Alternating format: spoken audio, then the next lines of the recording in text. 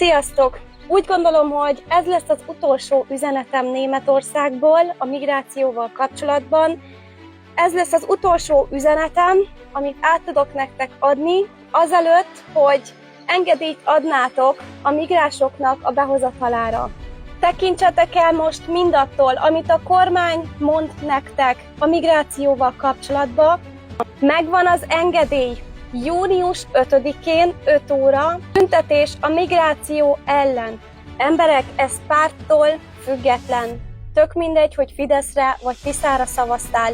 Ez mindannyiótoknak az érdeke, hogy igenis hangot adjatok annak, hogy Magyarország a magyaroké, és nem eladó. Kell, hogy lássa a Tisza kormány azt, hogy komolyan gondoljátok ezt a kérdést, és hogy a jövőben, ha ezt ne adj Isten, ténylegesen a hátatok mögött